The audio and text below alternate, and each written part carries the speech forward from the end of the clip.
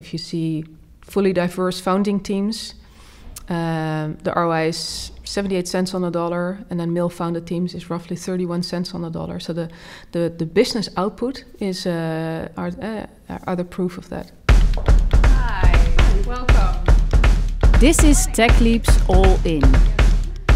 In 7 episodes, we explore the personal entrepreneurial journey of scale-up founders and leaders. This episode is about the importance of inclusivity.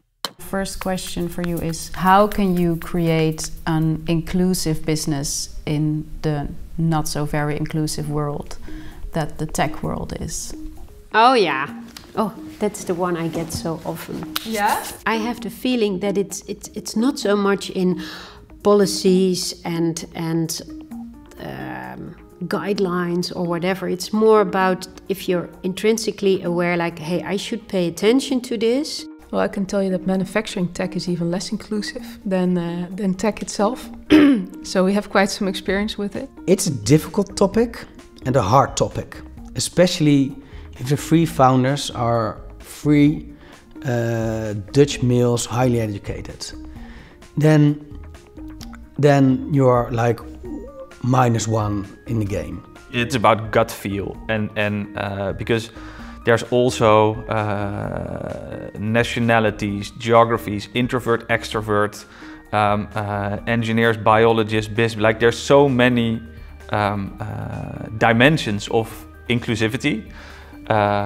And on the other hand, you're also building a culture. So that also means that you're going to attract a certain type of people who fit your culture. I think we have a relatively more diverse set of team members than you would typically have in the tech world.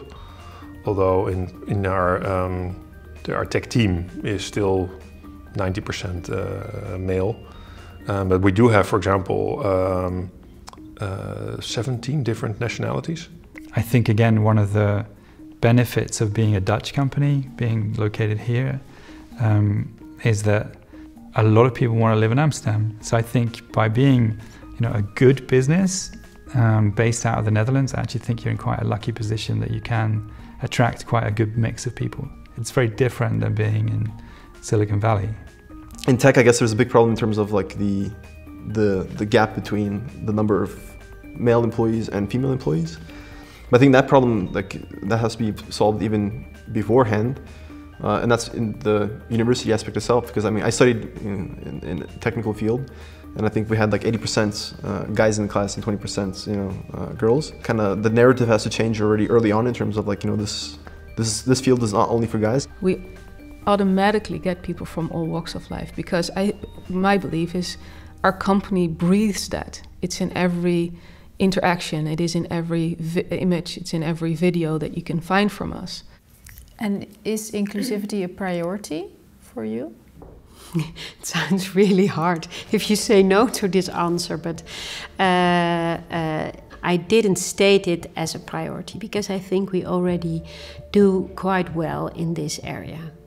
Yet I, as the head of the company, I always have it in the back of my mind. Are we still on track?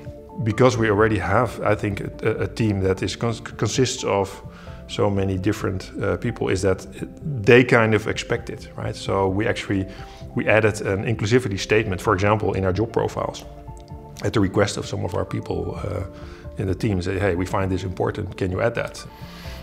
So, I mean, every single recruit that comes into the company, the aim is to try to make sure that it's a diverse hire. It doesn't matter what position it is. We've gone through exactly the same process within our board. Is it completely representative of Dutch society? No. Is that something that we tried to work towards? Yes, 100%. I think the thing that's most important is that you're open for it. I think diversity is something I also need to, let's say, put more energy in. Right? I'm also more attracted to the maybe similar kind of people where I get my energy from, and I know there's a lot of, let's say, power and strength from a very diverse group. More ideas, more resilience, also maybe even more fun. You need the right person for the right role. And we try to plan that based on competences and skills. And if someone is the right person, right role, but more homogeneous background, then often he or she gets the job. But we try to actively seek persons who are not using our regular platforms to have a chance of working with us.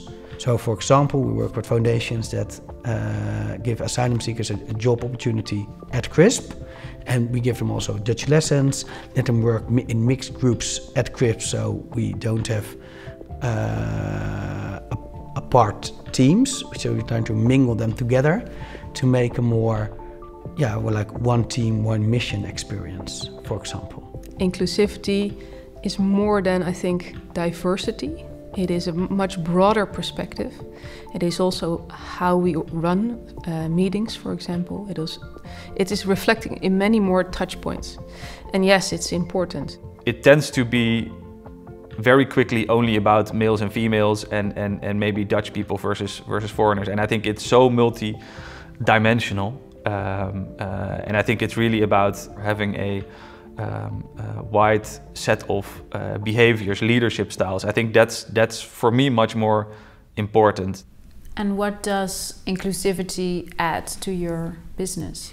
So, in my opinion, inclusivity can add quite a lot of new ideas and different ways of thinking, more creative solutions. Well, the opposite, I think, is narrow-mindedness or monoculture and groupthink, or how you want to call it. I think the best ideas happen and occur by discussion, by conversations, by a few beers with each other, and the more different opinions, different point of views, different, let's say, arguments you get on a table, the best discussion you have and the best result you get from that discussion. It adds better decision making, and I think a more sustainable working environment. That leads, as we grow, to better outputs. I'm a fundamental believer of that. If you see fully diverse founding teams, the ROI is 78 cents on the dollar, and then male-founded teams is roughly 31 cents on the dollar. So the business output is are the proof of that. I'm going to look at it from the point of view of telling a story. If it's a story that's told just by you and me sitting in Amsterdam, it could be interesting, but it would be very biased. Bring 10 people around the table from different nationalities and different countries and different perspectives. It's going to be a far more interesting story, more complex for sure.